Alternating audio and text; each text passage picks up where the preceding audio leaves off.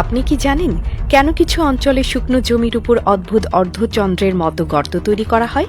আর এই গর্তগুলোর কাজ আসলে কি? নিশ্চয়ই মনে মনে ভাবছেন এমন অদ্ভুত গর্ত কেন তৈরি করা হবে। তবে আমি আপনাকে বলি, এই গর্তগুলো আসলে এক বিপ্লবী আইডিয়া যা আফ্রিকার কৃষকদের জীবন বদলে দিতে পারে। আপনি যদি জানেন এই গর্তগুলো কিভাবে শুকনো জমিকে সবুজে পরিণত করে, তবে আপনি অবাক হয়ে যাবেন। আসুন জানি এই অসাধারণ ধারণাটি কিভাবে কাজ করে এবং কেন এটি একটি বাস্তব পরিবর্তন নিয়ে এসেছে।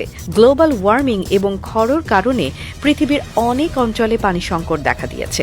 আফ্রিকার কৃষকরা দীর্ঘদিন ধরে সমস্যার সম্মুখীন হচ্ছিলেন, কারণ তারা যে জমিতে ফসল ফলাতো সেই জমি প্রায়ই শুকিয়ে যেত।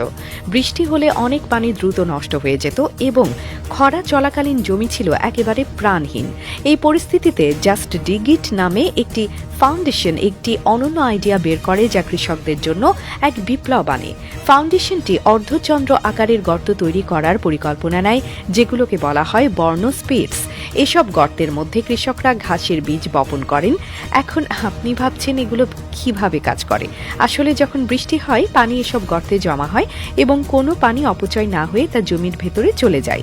গর্তগুলোতে পানি জমে থাকার কারণে জমির আর্দ্রতা বজায় থাকে। এর ফলে শুকনো জমি আবার সবুজ জমিতে পরিণত হয়, যেখানে ঘাস এবং অন্যান্য গাছপালা গজায়। এখন ভাবুন তো, এতটা পানি বাঁচানো কিভাবে একটি অঞ্চলের কৃষিকাজকে বদলে দিতে পারে। এই গর্তগুলো শুধু পানি জমিয়ে রাখার কাজ করে না, বরং এটি মাটির আর্দ্রতাও সুরক্ষিত রাখে। যখন মাটির ভেতরে আর্দ্রতা থাকে, তখন কৃষকরা আরও সহজে ফসল ফলাতে পারেন, কারণ মাটি শুকিয়ে যায় না আর বৃষ্টির পানি খাঁটি কাজে লাগে। এভাবে শুকনো জমি খোদ ফসলি জমিতে পরিণত হতে শুরু করে। শুধু পানি বাঁচানো নয়, জমির উর্বরতাও বৃদ্ধি পায়। কৃষকরা অবাক হন যে এই ছোট্ট অদ্ভুত গর্তগুলো তাদের জমির জন্য কতটা কার্যকরী হতে পারে। আর যখন তারা দেখে যে তাদের জমি শুকনো না হয়ে সবুজে পরিণত হচ্ছে, তখন তাদের মধ্যে নতুন উদ্দীপনা আসে। এই ধারণাটি আসলে অত্যন্ত সস্তা এবং সহজ।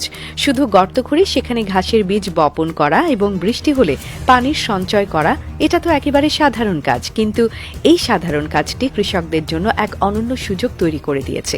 আপনি যদি আফ্রিকার মতো খরাপ্রবণ এলাকায় বাস করেন, তাহলে এই ধারণা আপনার জন্য অমূল্য হতে পারে।